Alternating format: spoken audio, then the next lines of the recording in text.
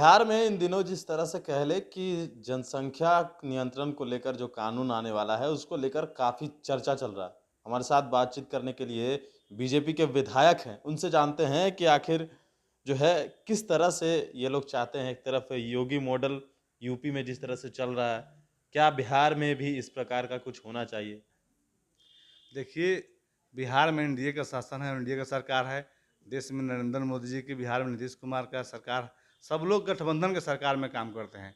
और जो एनडीए का जो पार्टी का निर्णय होगा उसको सब लोग को मानना, हम लोग सब लोग मानेंगे। और सबकी सहमति से कोई निर्णय होता है, असहमति से निर्णय नहीं होता है। और सब लोग मिलकर बैठकर जो निर्णय लेंगे उसमें सब लोग साथ चलेंगे, सब लोग आगे उसको लेकर बढ़ाएंगे। देखिए जिस तरह से कहा जा रहा है कि पार्टी की बीजेपी की तरफ से कहा जा रहा है, आपके जो बड़े नेता हैं उनके तरफ से कहा जा रहा है कि इसमें को कानून लाने की ज़रूरत है।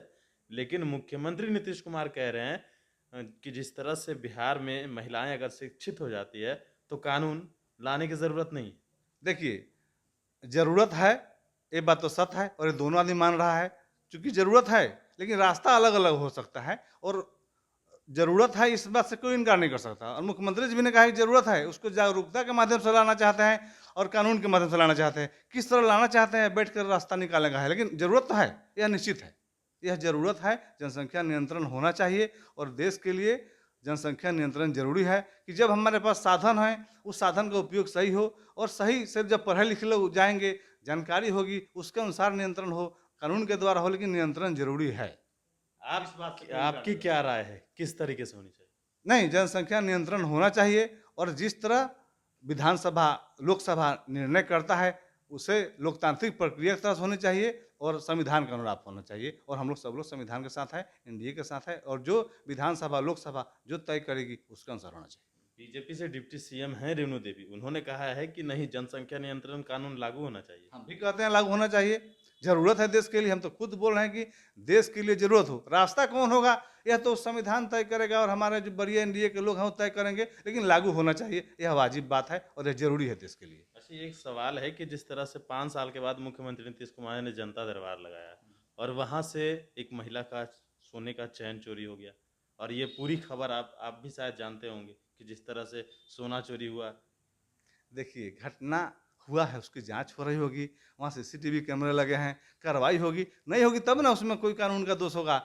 घटना, आप मेरे यहाँ बैठे हुए हैं, मेरे साथ कोई घटना हो सकती है, तो उसके लिए आप दोषी नहीं ना होंगे? देखिए, बताइए। कहा जा रहा है कि जिस तरह से पूरी तरह से तमाम अधिकारी मौजूद हैं, हाँ, जगह जगह पर चप्पे चप्पे पर कैमरे लगे हुए हैं, बावजूद इस तरह की घटनाएं अगर विपक्ष के द्वारा कहा जा रहा है कि जब मुख्यमंत्री के आवास पर ऐसा होता है तो अन्य जगहों पर क्या हो रहा होगा। विपक्ष के राज में क्या होता था, ये तो विपक्ष वाले बोलने के पहले उनको शर्म आता है कि नहीं आता है, ये हमको नहीं लगता है कि उस राज्य में क्या होता था। लोग छपरा से, पटना से छपरा नहीं जाना चाहते थे, नए मोटरसाइकिल नहीं खरीदना चाहते थे कि मेरा छीना जाएगा। और वो अपराध पर बोल रहे हैं जहाँ अपराधी मुख्यमंत्री आवास में बैठते थे। हमको एक घटना याद है, बगहा में एक हमारे रिलेटिव का अपहरण हो गया था, बेतिया में। और उस समय के मुख्यमंत्री जी यहाँ से मतलब वहाँ के लोगों, छपरा के लोगों ने, उस समय सांसद भी थे छपरा से हमारे आदरणीय नेता लालू यादव जी, और वहाँ पर भी लोग लगाया तो उनको मुक्ति मिली थी। यह उस समय का राज था और यह सुशासन राज था। और वो आज अपराध पर जो बात करते हैं तो हमको तो हंसी आ रहा है। वो कौन सा राज लाना चाहते हैं? फिर वही अपराधी राज लाना चाहते हैं जहाँ आज सुपर 30 कंप्यूटर क्लास चल रहा है, वहाँ AK-47 चल रहा था, आज सुपर 30 कंप्यूटर क्लास चल रहा है।